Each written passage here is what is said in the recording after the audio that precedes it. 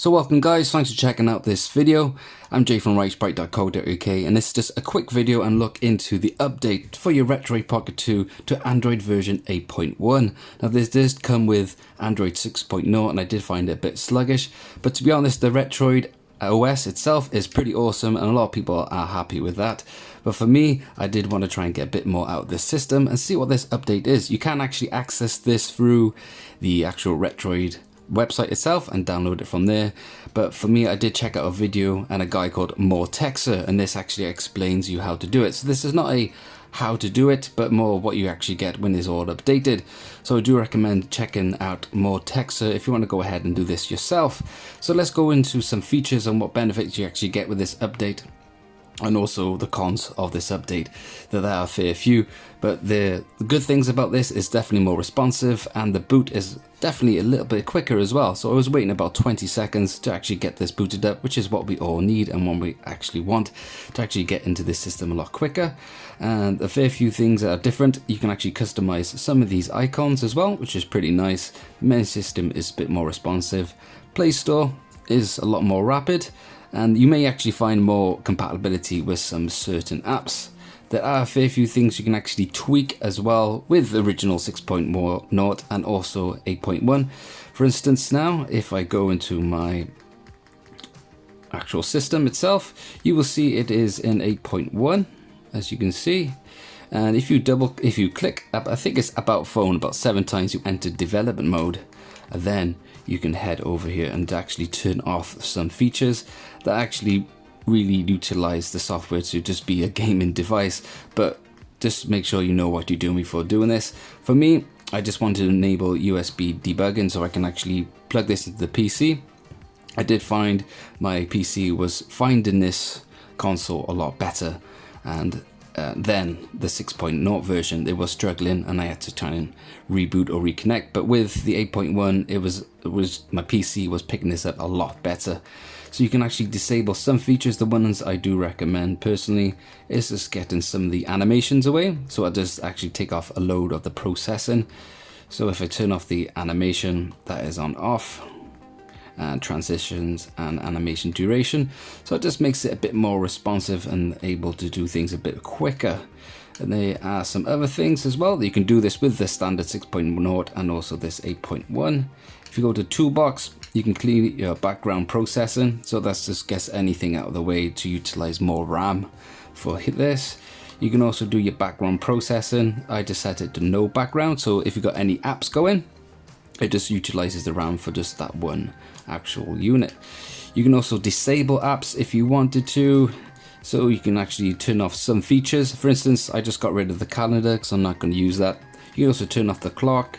There are a fair few things, but I do also the sound recorder, but I do recommend looking into it before you disable some features that you may need.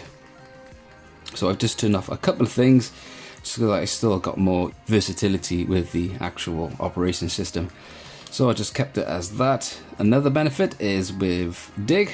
So this boots up definitely quicker. And one thing a lot of people had problems with was going to the option screens. That did take a fair few time. Now it just boots up a lot quicker. With themes, I found there were some more compatibility with themes, which is pretty nice. There's a fair few more to actually access for that. You can, if you don't know already, basically you can browse themes through their website and download them into Dig itself. I'm not going to go through that at the moment, and then you can install themes that way, which is pretty nice. So it's definitely responsive. 8.1 does pick up the speed of this unit, but the actual cons, the only main con I've got out of this is using RetroArch. I've used different versions, and for this one I've actually got the version 1.90, which is the most recent one. You can't access this, you can't really access this through the Play Store because RetroArch has had some problems. You can really download this as an APK and then you could just install it that way. But as I said, I've had some different versions and I've had the same problem, and that is with the analog stick. So if you use the D-pad, it works fine and all the button buttons are fine. And if I use the analog stick, it just kind of behaves a bit all over the place, which is a bit of a shame because I can't use this. And also if you use any front ends like Dig or any other ones, basically it just cannot operate properly, so that's a bit of a shame. I've come across there's some more front ends that you can use. There's one nice one I've come across called Retroid.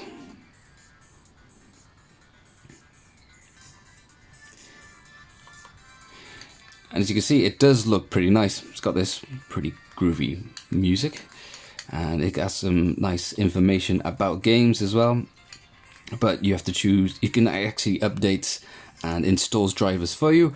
But to be honest, I did find they were it did add a bit of a blurriness to the image, and Retroid does actually clear up a lot of games a little bit better.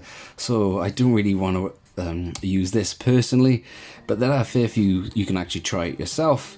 So there are some pros with some actual benefits with using apps, which is pretty nice. But as I said, I got a bit of a problem with RetroArch, and a fair few people's been complaining about if you add menu items to the main menu, it does seem to crash as well.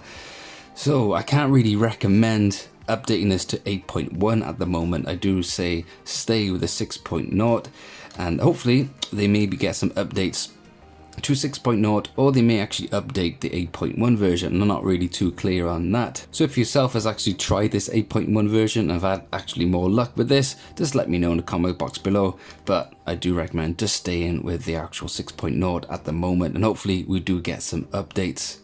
So this is just a short little video I wanted to do for you guys to introduce you to the update of Android 8.1. Other people have been reporting problems with the actual unit freezing as well. And it has been stated this may actually brick your unit.